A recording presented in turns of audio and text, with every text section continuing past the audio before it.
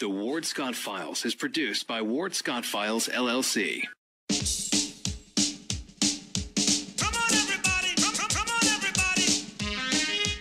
This is a Ward Scott Files advisory. The Ward Scott Files radio show may contain material not suited for people who are easily offended. Trust us on this. This show contains adult information and opinions. Please protect small children, sensitive pets, fragile houseplants, and liberal relatives. Thank you. Got Mary J. He got me up and running here now, buddy. Professor Warthog gonna be Coach Hog here in a minute. You got that going on, brother? Hit it going on here. Hey! And now it's time for Coach Hog's Locker Room. All right, got to keep my young assistant on the ball here. Now, we got a few things to report to you here at Coach Hog's Locker Room real quick of national implication here. And I thought this was a pretty interesting story. I don't know if you're going to hear any other place. I don't know if it'll ever come to pass, but it's kind of a sign of the times. Apparently, there is Warner Todd Hudson has written about this, and I don't know if we can get that picture of that in that wrestling picture of.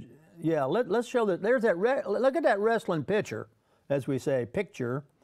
I know now, you know, that we've seen this. This is not unusual, but a large number of Democrat politicians in Congress now want to take away the power of local schools to make their own rules regarding gender in sports. Now, this is a sensation sweeping the nation. So you can figure this out for yourself if you've got a daughter, particularly a daughter. But House Democrats overwhelmingly voted for a bill last Wednesday that would force all schools to allow boys who claim to be transgender. Jay, I don't know why I said your name. I know it doesn't apply to you, for God. Ward, do I need to come out there? Don't come out. Don't come out here. Don't make me come back there, Jay. That would force all schools to allow boys who claim to be transgender to compete against natural-born female competitors. You know, I just think this is one of the screwiest things I've heard in my lifetime, but who am I, right? All but one of the 235 members of the Democrat caucus, along with two left-wing Republicans, or rhinos in my book and yours, are co-sponsoring a bill they're calling the Equality Act. This bill would amend the Civil Rights Act of 1964 to force schools to allow transgenders to play on school sports teams that correspond to their chosen gender. I'm sorry, I'm lost. I don't know if somebody out there in listener land can explain that to me. Chosen gender. I guess you can choose day by day. But opponents of equality in athletics for transgender athletes have argued that girls who are transgender have unfair psychological advantages over cisgender. That's a new. Jay, I'm learning something. That's you. That is I? Cisgender? That is you. But it says cisgender girls. That can't be yours, huh? All right. I'm confused as well. Don't make me come back here. And as a result, but don't make me come back. Listen, if I get up and go behind a wall, you hear the thumping back there. And as a result, cis will dominate women's competitive sports. Oh. Now they're claiming that biologically male athletes claim to be female will outperform their female competitors. Well, by contrast, a lady named Julia Beck, I guess that's a lady nowadays, the head of the Women's Liberation Front, testified against the bill during a House hearing, saying that such a law would allow men to dominate female sports. And transgender girls competing against natural-born girls is an especially thorny issue that has riled schools across the country. Jay, I don't know. Jay was homeschooled, so we can't really use him as a litmus. But some of you all out there listening have obviously probably brushed up against this situation. In Texas, for example, Mac Beggs, who's a student from Euless, Texas. Texas got more places that people are from than I got toes and fingers, but claims to be, here we go. Claims, Jay, pay attention now. Claims to be transitioning, are you ready? transitioning. Now, I don't know how this works, but transitioning from female to male, well, here you go, using doses of testosterone, but has been allowed to compete against girls in school wrestling. Now, Jay, weren't you a wrestler? So what's the story here, son? You ever wrestle a girl? I mean, be careful. Huh? I almost had to wrestle a heavyweight. A heavyweight girl? And what happened? She pinned you? No, they switched the ballots around, so she had to wrestle somebody else. Now, thankfully. How much do you weigh? I weigh about 280 right now. Oh, golly, 280. See, that's how far off I am. I thought you were about 265. No, I'm heavier than I look. So you're thick. Yeah. Oh God, Ward. Not in the head. No, I'm sorry, Jay. I was picking. But Jay, now you were going to let me get. You weigh 280, and they were going to make you wrestle a girl. How much she weigh? She weighed about 260, I think. Oh my God, I'd paid to see that. I really would have. I guess I would. There's a problem there, Ward. There's a problem because, yeah, whatever, rights, whatever, yeah, but there's also the fact that she's a girl. Like, I don't particularly want to be touching a girl in wrestling format, like in the down position. Yeah. Yeah, come on. Yeah. Yeah. But, Yeah. Well, my wife would come out there and wrestle the girl. Yeah. Well, anyway, Beggs, who is transitioning, has easily defeated every female competitor met on the mats. So, and it's another case where a student, and Jay has this whole bunch of stories. He's got a student born a male, assuming the identity of a girl, has beaten all female contestants in track and field competitions in Alaska.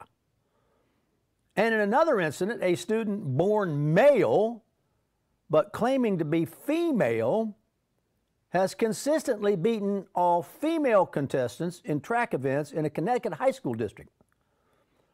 Now, the only two Republicans to sign on to this transgender activism, I'm learning, Jay, I'm learning every day. I mean, transgender activism and cisgender, and Jay, who weighs 280, was going to wrestle a girl who weighed 260, and somehow it didn't come off. And so the only two Republicans to sign on to this transgender activism, Representative John Katko of New York and Brian Fitzpatrick of Pennsylvania. Now, only one Democrat refused to sign on to the bill. I don't understand, why does it break down across party lines? I mean, is it just, somebody waves a flag and says that you will vote a certain way or you will believe a certain thing? Only one Democrat refused to sign on to the bill, Illinois Democrat Dan Lipkinski. He's a pro-life supporter. He didn't join the party to co-sponsor this bill. There you are. I mean, what do I know, huh? And it's already going on, right, Jay? It's already going on. There was one transgender, in quotations, transgender person in the area where I was, which is Pinellas Park. We did have somebody who claimed they were transgender. They sucked, though, so they didn't really matter.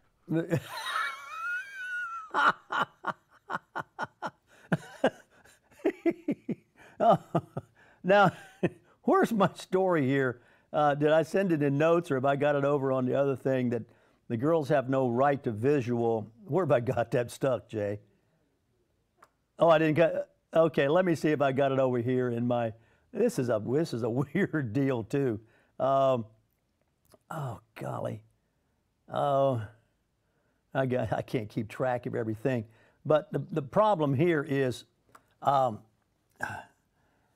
judge has ruled. That's not in my Slack thing. Let me see if I can find it. A judge has ruled that as long as we're going to do this and let these transgender guys and all these kind of people come into these restrooms, that the girls in the restrooms have, now this is the kicker, have no right to what they call visual privacy. Now, I'm smart enough to know what that means, okay? That means a guy could be faking, right, Jay? A guy could be faking the transitioning part, right? And he could go into the women's restroom or shower and the women could be as God made them, right? And then what would happen is there'd be a visual sighting of the woman in the au naturel by the alleged transitioning male, and then the judge has ruled that since you've got this thing already going on with transitioning and confusing, and today I'm this and tomorrow I'm that, those women don't have any right to what has been called visual privacy. So, well, I can't help it. Here it is. I got it. I finally found it in Midnight Audio Art. I want to just I've got it basically right. A federal judge is allowing a lawsuit. This is coming out of the Northern District of Illinois Eastern Division, all right? This is Judge Jorge Alonso of the U.S. District Court for the Northern District of Illinois Eastern Division. Boy, that sounds like I don't know what all that means, is allowing a lawsuit to proceed against the school district that adopted the Obama-era transgender policy. This is all back to Obama, permitting boys claiming to be female to use the girls' bathrooms, showers, and locker room. Now, the judge has informed the girls, they're represented by Alliance Defending Freedom, something called ADF,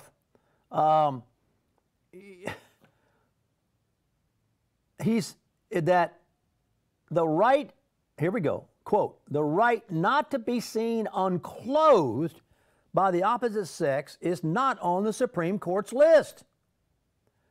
And the judge wrote the following: the crux of this suit is that defendants seek to affirm the claimed genders of students by allowing male students who claim female gender to use privacy facilities, that is, bathrooms and locker rooms, designated for use by the female sex, and female students who claim male gender to use privacy facilities designated for the male sex.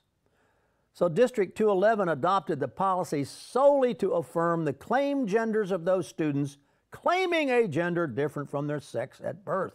Huh? There's a mouthful. So all students must use the restrooms. The school district has adopted the policy of allowing all transgender students to use the restrooms, locker rooms, and showers of their choice. Now get this. That only applies to the transgender, transformational, transforming. All the regular, manly men and feminine women, guess what? They're stuck in the restrooms and the locker rooms designated for their sex. I got this picture. I mean, here's a guy who claims to be transforming, right, Jay? Gets to go into the women's locker room or wherever where all the women are trapped and can't get away. Now, it's stupid. Well, meanwhile, this policy, now this figures, this is a particular liberal tactic, did not investigate the reliability of the science underlying gender affirmation treatments. Nor did it make any effort, according to the judge, to understand the impact such a policy would have on students exposed to opposite sex, same-gendered students in locker rooms and restrooms. Now, so the judge is saying this is the hand you dealt me. I mean, but you have the hand you dealt me. You haven't really researched it all that well. So the students are, quote, at continual risk of encountering, and sometimes do encounter, without their consent, members of the opposite sex while disrobing, showering, urinating, defecating, and while changing tampons and feminine napkins. Huh? Well, I don't know how much longer more of this you want to hear in Coach Hogg's locker room, but this is what happens when you get into this quagmire and allow this new category of transformational athlete, transformational student, and all the athletes would be by definition students. The judge dismissed the students' claims that parents' right to direct their students' education applies in this case. And then he says the judge said that right refers only to parents' choice of type of education or schooling. It doesn't have anything to do with private dressing areas or anything like that. The federal officials have not recognized that as an arrangement that stigmatizes a student, this transformational stuff. I don't know. This goes on. It's a very complicated story. I'm not going to get into all of it with you. But it has been, the Trump administration has rescinded the Obama's administration policy and restored Title IX to the understanding that sex means biological sense, male or female, rather than perceptions or beliefs about one's gender. Whether that's trickled down into practices, evidently that hasn't been the case. That's all in Coach Hogg's locker room, which I think is a pretty interesting place to put this work in that category, because and Jay's back here, an example. At 280 pounds as a high school wrestler might have had, and there, but by some reclassification or how did it, they switched her out and another, he would have wrestled a 260-pound woman. Ward, it's a problem. Like, we're taught as kids, hey, women's bathroom, it has a woman on it, don't go in it if you're a guy. That's their sanctum sanctorum, right? Yeah. Who the hell wants guys to go into a women's bathroom? Who the hell wants that? Well, I don't know. Well, evidently a regular guy and a regular woman can't cohabitate in those bathrooms. It's a confused guy and a regular woman. Yeah, you want some guy who's wrong in the head walking into a women's bathroom. Sorry, I'm getting mad about this. All right, take your mic off. I don't want to have to come back there and terminate your anger, by my superior, whatever. Intellect. My superior intellect.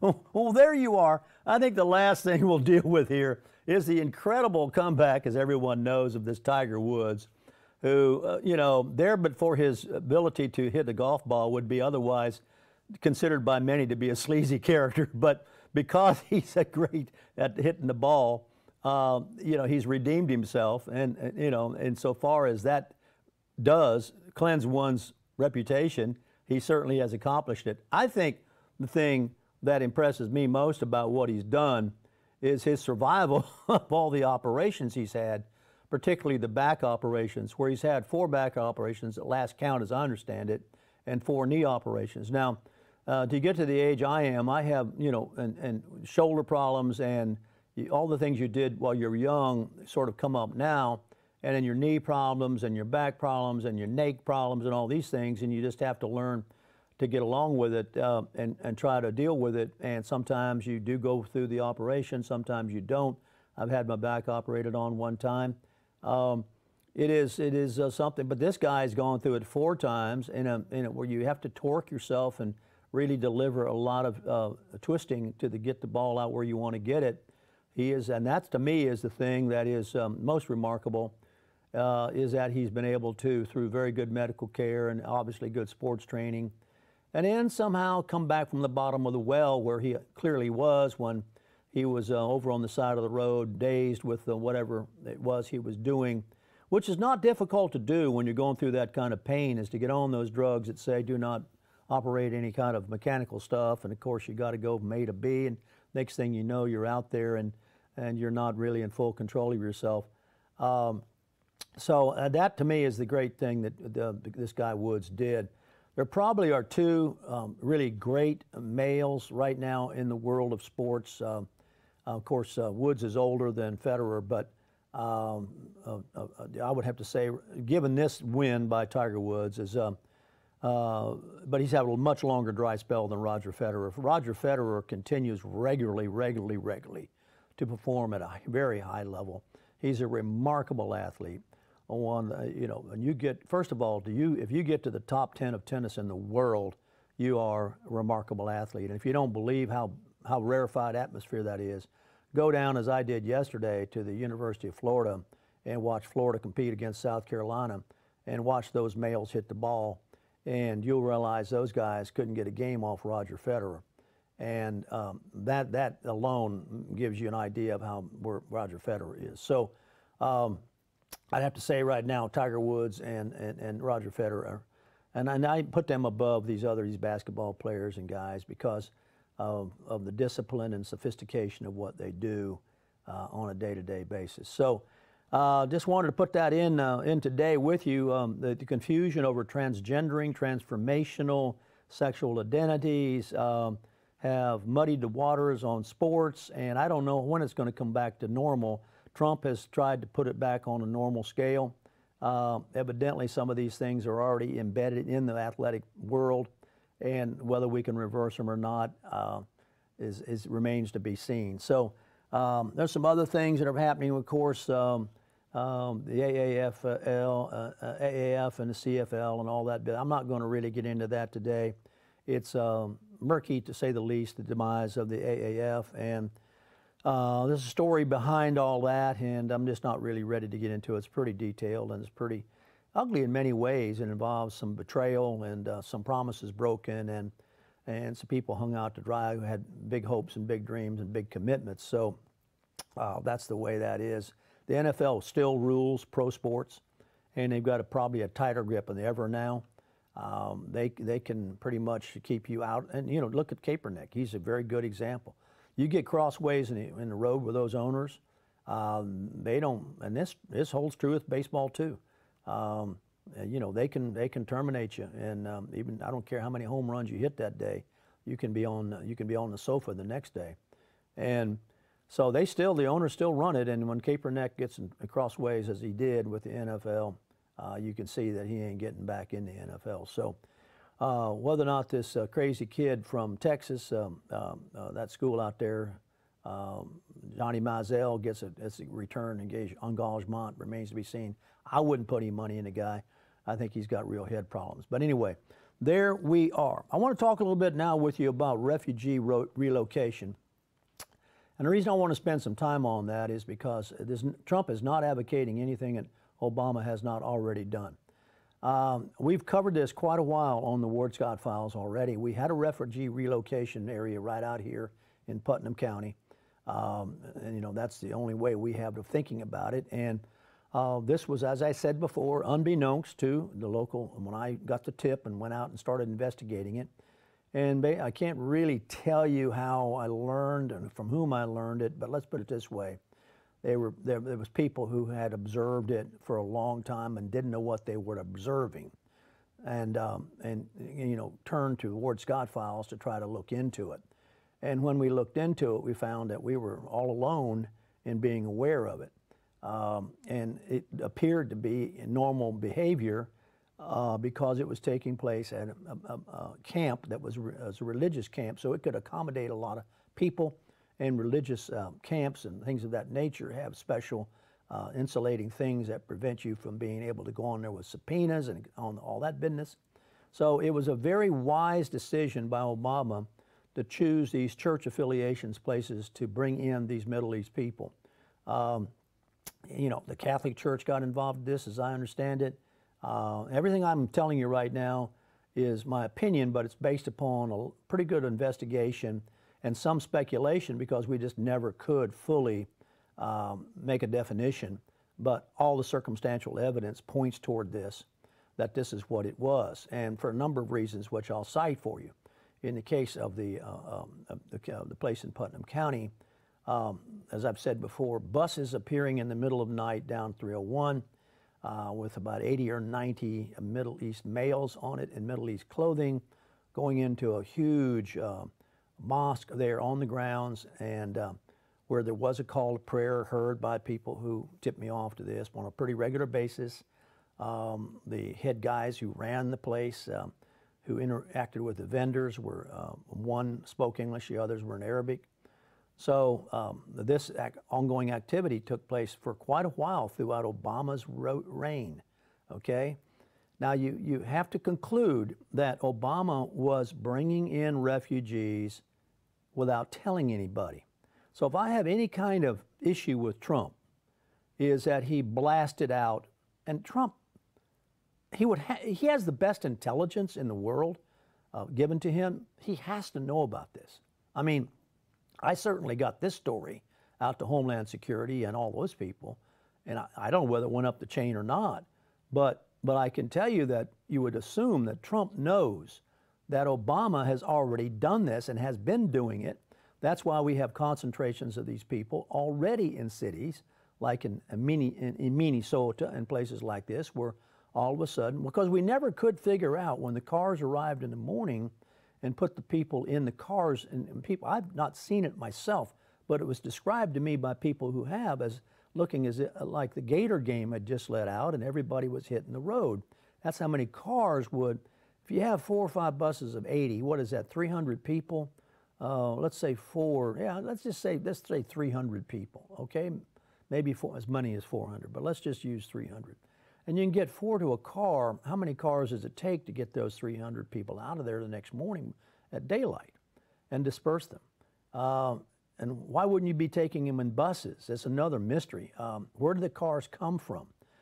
There's so many mysteries about it. And who paid for all this? We can only begin to conclude that this was done by some government agency. I don't know why it hasn't been investigated to substantiate what I'm saying, or saying, hey, Ward, you're all wet. This is not the way it was at all. These are kids going to a Boy Scout camp, you know. But it crops up, these settlements. I think there have already been relocation. This is my point. I think there have already been relocation efforts on a mass scale over a large number of years by Obama. Now, it wasn't to sanctuary cities. It was just to unsuspecting cities. And why would the church-affiliated groups do this is because they needed money and they were paid to do this. So when I see that Trump just does what Obama's doing, let's put these people on a bus and take them to the sanctuary cities. I think he just should have done it if he could have, without saying a word about it, and let them start showing up. And in this case, you know, the only one, ironically, whom I've seen who has had anything sensible to say about this is that goofy Cher, who said, oh my golly, we can't take care of our homeless now, which is true. And furthermore, we can't take care of our vets who are homeless. She dared say that. She did say it. She dared to say that she cared about vets. She doesn't give 2 shits. No, she doesn't care about the vets, I know, but she cares, she claims, I don't even know if she cares about the homeless. What she said, that I read it, the way I read it, was that we can't take care of the homeless now. What makes you think we can take care of the refugees? My point is, that pretty much is the truth. I mean, you know, this is a bottomless pit we have here with Grace Marketplace, or the whatever you want to euphemistically call it. It's just a money pit. And this whole idea of the government somehow being on the financial hook, which is your money, to take care of these people, let the cities that have the budgets, who think they can do it. Now, if you notice, I want you to take a look at, there's a map somewhere, and I don't know if we got it, of where these places are. Many of them would be in California. Some of them would be in New York, where these people would go by Trump relocation situation.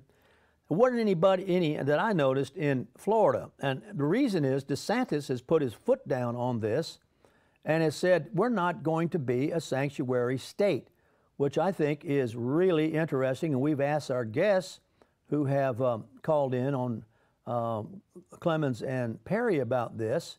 And of course, there is already in South Florida, there's a movement down there to crack down on this. That I'm looking for that particular article, where they've had it with this sort of thing too, and don't want to encourage this. So I don't think you see. There's a map. Yeah, have we got a place there in our little pin there? Is that us? Who is that? You got an idea, Adi? Well, yeah, I bet you it is us. We got a sheriff who encourages it. We've got a mayor who encourages it. I'll bet you Jacksonville, of course, being a liberal place. Oh, of course, Jackson, but you don't see it down in South Florida. It's because they're rebelling about it down in South Florida, and they don't really want to encourage us. You know, that'll kill the tourist industry down there. I mean, I don't care how you look at it. Yeah, there's a nice blow up in the map. Look it up in Oregon. I mean, just heavy concentration up there. Look up in Minnesota, heavy concentration there. You know, and of course in California. So, and of course in Colorado. Now, Colorado's another goofy place where you can one more token them over the line and all that business with the whole reefer madness world. So, you know, that's the way it's working. But Florida has really been against this with DeSantis' leadership, and we may get it so that if you're the city of Gainesville, you're breaking the law here in the state of Florida if you're welcoming these immigration things. And I don't see how. Listen, there's a big article in the paper today. I was going to save it over towards the end, towards our local stuff. Just as I've been saying all along, the finances in the city of Gainesville are in such lousy shape. Such lousy shape. They focus on the Reichert House, which is a money pit, which is another black culture project. And I'm sorry, but you have to become suspicious after a while when you see these things going on and no accountability for the money. And look at precedent for this pattern that shows up. And I'm going to get into Gillum here in a little bit. You just have to become skeptical. So when the auditor says all these things about nobody's paying attention to the books, who comes out and tries to kneecap him is the Bowie woman, who is an interim city manager who's black, and plays the race card and says, oh, well, he shouldn't be doing this because the cops have investigated him for domestic disputes. I mean, you know, you can't get much more of a low blow than that. So you're telling us, the public, that the city auditor, and he says, well, nobody ever told me that before I did the city auditing. So what he's saying is that the results he came up with in the city auditing, which shows what we've suspected all along, all the way back to the Brazilian butt lift, and this afternoon there's going to be a CRA meeting, and unfortunately that meeting is chaired by Banana Puddin' Harvey Ward, and basically the Gainesville City Commission for yet another fiasco out east of town on a restaurant out there, which has not paid its bills and got a bunch of money from the public to develop something on the east side, which went belly up. And so now the guy is going to come back and ask for yet more money from the local people and the CRA thing, which is nothing more than the Gainesville City Commission wearing a different hat called Community Redevelopment Agency, which is one of the places where Gillum got in trouble. And well, many places he's in trouble, but reason the FBI came in on that, one of the reasons that we understand it is because of wherever the CRA money was going, it wasn't being repaid, and contractors this, that, one thing, and another. And so now we've got a kind of appears to be a local version of that going on. There's a meeting at 3 o'clock this afternoon. You can watch it streamed on the computer, and Banana Puddin' will be the chair.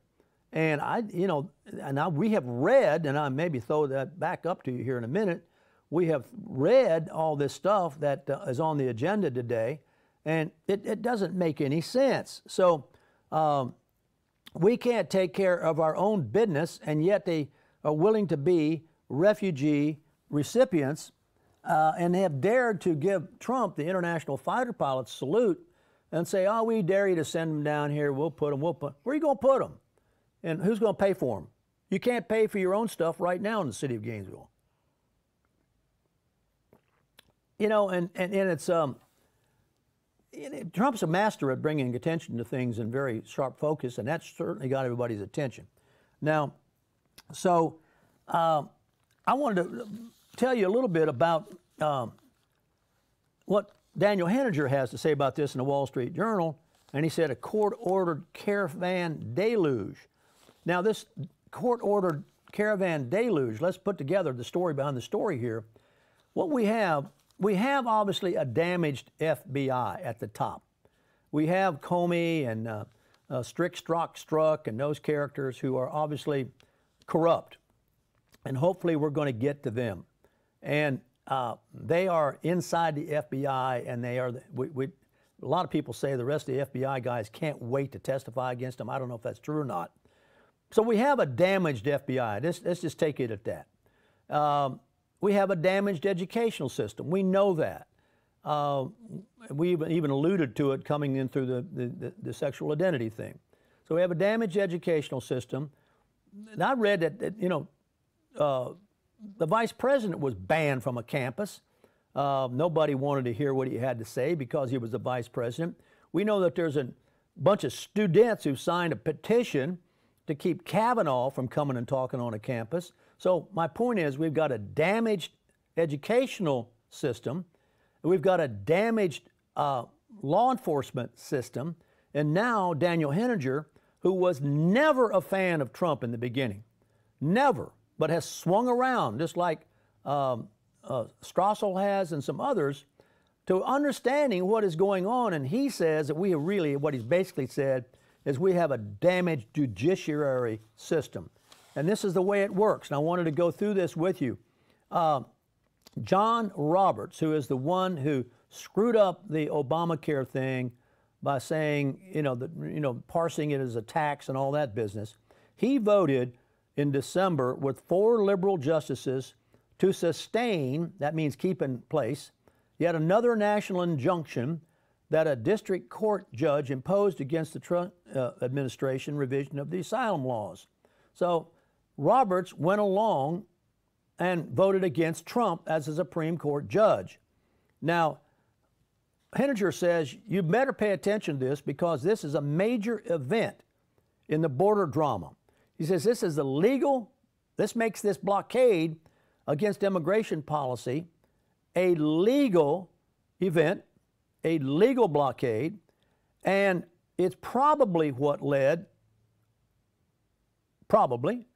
Henninger says, to the president firing Nielsen, who was the Homeland Security Secretary. And it's probably going, as Henninger says, Roberts voting with the liberals to go 5-4. Roberts voting with the liberals is probably poisoned the immigration debate for years to come. So the discretionary asylum revisions proposed late last year by the Trump administration would have required, this is the issue, would have required the caravan masses from Central America to make asylum pleas at ports of entry instead of coming across anywhere on the border. In other words, giving some order to it. If you get them where they got to come across the ports of entry, then you can begin to get a handle on it. If you just let them wade across the river and climb through the desert, all this other stuff, you can't get a handle on it. So the goal, as border security officers had been saying for months, was primarily to make this exploding mess at the border manageable. They just wanted to try to make it manageable because we got 3,000 people a day assaulting this thing. Now,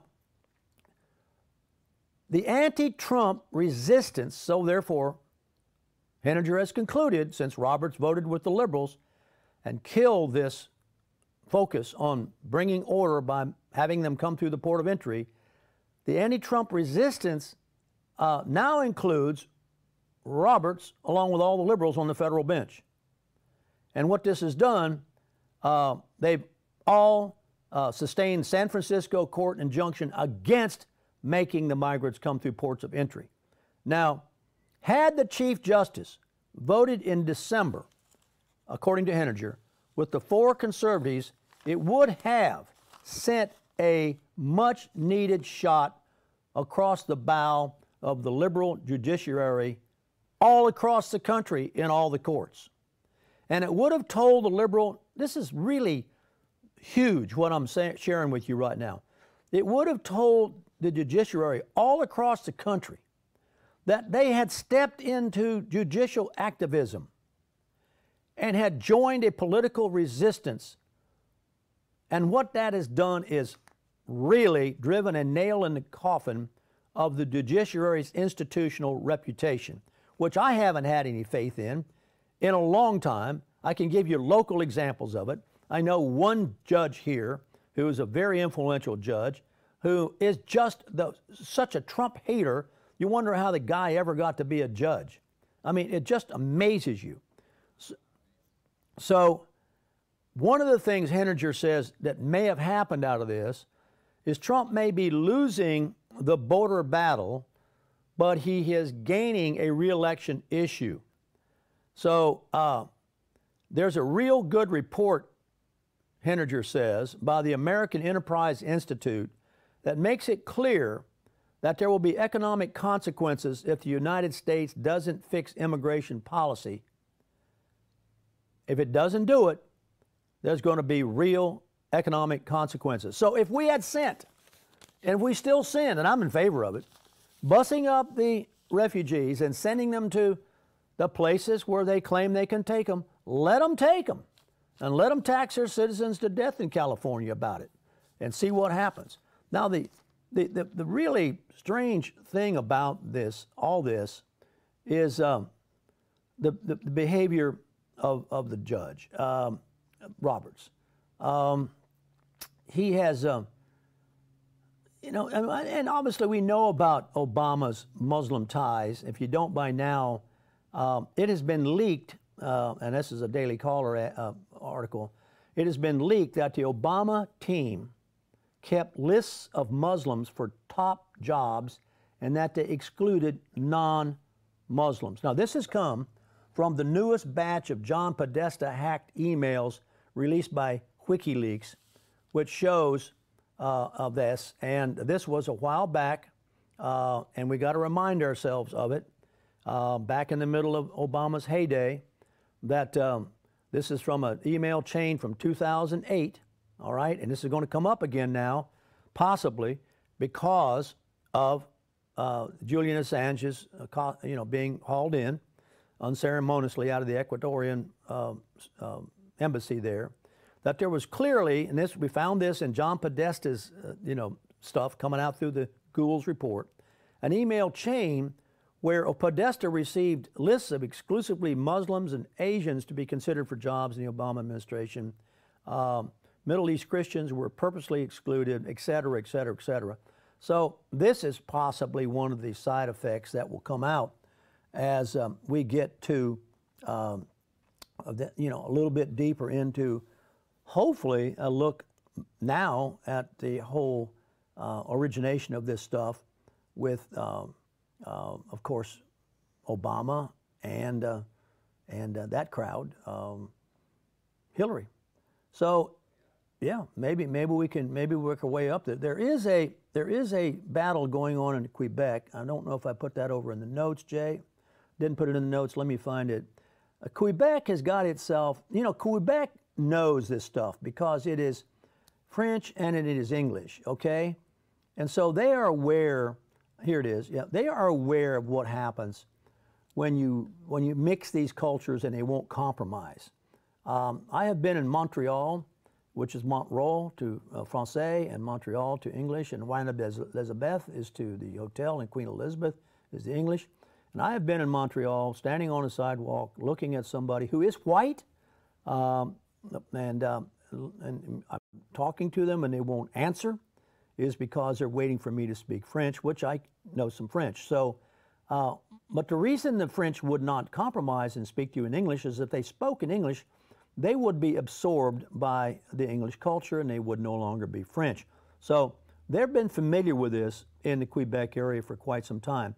So now there is a proposal, and this really isn't surprising. This is the AP news service reporting this just a couple of days ago. There's a proposal to ban public employees from wearing religious clothing. Now this has created a real big debate in the Canadian province of Quebec. And the reason it's happened is because of the Muslims. You see, they want to ban these people in public who are Muslim from wearing the Muslim garb, which in many ways is dangerous because they can't tell you what you've concealed, and all that sort of business is one of the issues. Law enforcement doesn't like it. But anyway, in an attempt to not, and it is a red flag for many people, in an attempt to deal with that, then they've just said no religion garb can be worn by public civil servants, teachers, nurses, bus drivers, anybody who interacts with the public from wearing symbols of religion while at work. Now, it would apply to the turbans, the Christian jewelry, the Jewish clothing, but the focus would be on and has come about as a result of the hijabs worn by Muslim women in Quebec. They are in Quebec the fastest growing religious group, and they don't assimilate. They don't agree with America. They add Sisters of Palestine. They are Hamas sympathizers. They're CARE members. They take their oath on the Quran, and you've got two good examples of that here, as we know, with Talib and Omar, where ironically, if they were in their country, they would be shut up and would not be able to say what they're saying. I want to get into that in a minute in Bernays, what's going on there. But thousands of demonstrators have recently marched in Montreal to protest the measure. They've been saying no one can tell a woman what they can wear. The heck they can't. I can tell you that. Just go to the beach sometime and find out what can happen. So there's this big argument going on. And of course, the Christians and the Jews who've been wearing you could have a cross around your neck, as I understand it, and you wouldn't be able to wear that. The Christians and Jews are saying, why us? We've been around there forever. Well, of course, why you, as the Muslims are going to cause it to happen. So if they're going to try to prohibit the Muslim from wearing this garb, then they're going to have to, obviously, in order to, spread it evenly, say the same thing about the other religious, all this business of gender equality and all that business is in turmoil, in this case, in clothing. So I don't know what is going to happen about this. Of course, you've got the history behind this measure. It can also go back to what's called the Quiet Revolution, which was a movement that weaned the province away from political and cultural domination by the Catholic Church. But it also now has been focused on the Muslim sentiment. So Quebec is torn. It has a long history of language with France and the Catholic Church. It shares this along with Denmark and Belgium and Austria. And it's also heavily influenced by North American culture. So it's a pretty interesting place to keep. The hijab is a symbol of oppression. It's an invention by Islamists to control women. That's basically the opinion of many who've studied this. I mean, you got a scary picture? Okay, Jay's got scary stuff, okay? There you go. Yeah, that's heavy duty. I mean, that's where is that? Jay? Okay, well, Australia, okay? Australia. Well, this has to do with the radicalization of women's bodies. In this case, there Jay's found that. That does give you kind of the creeps. I don't know what else to tell you. But that is, keep your eye on that deal, because it's probably another one of these movements that's sweeping the nation. Now, it's just to give you a little clue as to how this all works. And I'm gonna break off for a minute because I want to get into. And I haven't even begun to cover everything here. I want to get off and into a little bit about the latest on Gillum here, real quickly here. I want to bring you up to date on that. Because we're going to about 10 minutes left. We've been tracing Gillum, and Gillum's been chosen, and defended as a choice by the local guy here, Ed Bilarski, who really is a puppet for the left. He lives we got many more things here to talk about, but we'll do that. And what we've got here is an anatomy of a scheme to defraud is possibly one way to look at it. Jay will put it up there in a minute. I think, can you throw that up there, Jay? Okay, I'll talk about it. And we're going to go through this for you to make sure you understand what you're dealing with here.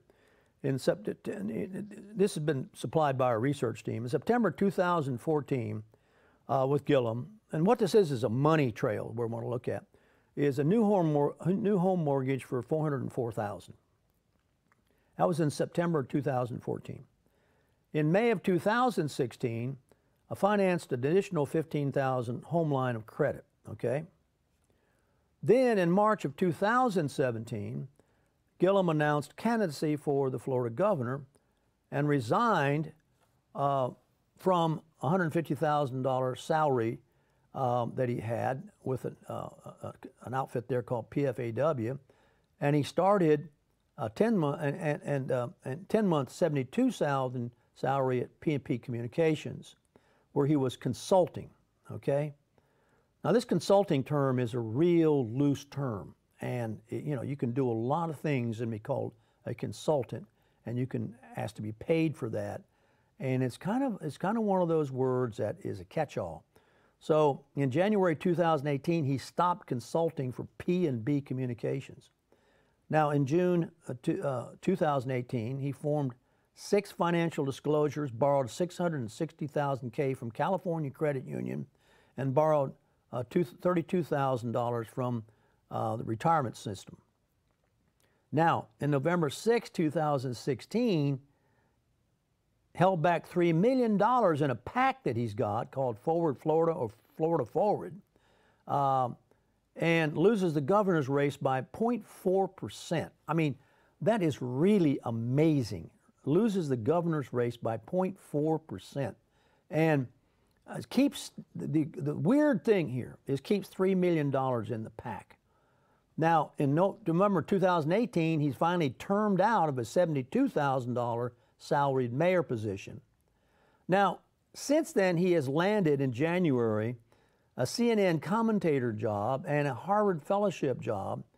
We can't tell what the CNN commentator job pays, but apparently the Harvard fellowship job pays $12K. And also he has expenses about his ethics cases, so he's hired Barry Richards for probable cause ethics commission defense. So if you look through the income stream and the expenditures, look through the income and the expenditures are overwhelming the income, which is diminishing, yet there is a mysterious PAC here which has got $3 million in it, okay? So, and he's got these jobs which really don't bring him up to the level with 4 kids that he needs to be at. So in January 25, 2019, he creates a for-profit CDJ Group LLC with his wife and a P&P owner and a Chris Chestnut, and he uses the Pittman Law Group as a registered agent and mailing address. If you don't know who this Pittman is, he is the head of the Orange Bowl Committee, black guy, head of the Orange Bowl Committee, and that is a huge, huge job. So, and he uses the Pittman Law Group as a registered agent and mailing address. So on March 29, 2019, appoints Gillum as chair of the PAC, and he removes the deputy treasurer of the PAC. So now this PAC has got 3.5, 3 million, whatever in it, and he is the chair of it, and he's also the treasurer of it, as far as we can tell, because the treasurer's been removed. April 5th, just a couple of weeks ago, he creates a not-for-profit corporation with Gillum and treasurer of the PAC with Andrew Gay. So what we are watching here is a fellow who has financial needs and has lost his income and has borrowed against his home and then borrowed against credit unions and formed LLCs and formed a PAC that he didn't spend down, which would have been the logical thing to do. The rule of thumb is that when you're running for office, you don't have any money left lying around at the end of the race, for if you should go into a runoff and you don't have any money, you just go raise more money. But mysteriously losing by just 0.4%. Now in political world, this is a red flag. So losing by just 0.4% and still having $3 or $4 million lying around in a PAC that you run pretty much, and that you have associated with a Pittman, a law firm, and you have no other means of support, it bears watching because we don't think ESPN pays that much. We don't think this so-called Harvard stipend or fellowship or anything like that pays that much. So I don't know what to make of this just yet, except to say there is obviously an anatomy chart here. There is a flow chart here, if you will. And then we have the situation where Why did he need the 10 grand in the first place, which he so eagerly jumped on to come out here and give this rousing motivational speech sponsored by GRU, and he was selected solely by Ed Belarski's own admission. No one else jumped in there and helped pay for it. Why was he taking that 10 grand until we outed him? And through the help of the research team and some people on it who shall remain unnamed, we got information that this had happened. And then through a public records request, we actually got, and it took a while, they didn't want us to pry this out of their cold dead hands.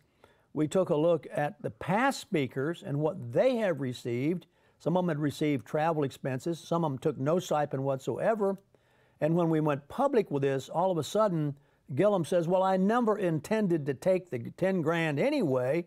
In salary, what I'll do is I'll donate it to the scholarship fund. Yeah, wink, wink, okay, I don't want to be suspicious of it, but, and then what we want to watch is if he takes that and then gives it, will he pay taxes on that which he took, which he turned around and gave? Now, that is all going to be looked at and followed by the Ward Scott Files research team. Got a great new sponsor there with Elio. He's going to be on the show with me. He's got an amazing story. Good guy, really, really talented guy. You'll see him around town here. Big enthusiast on the Ward Scott Files. And you want to use him for your entertainment needs. We'll have him on the show.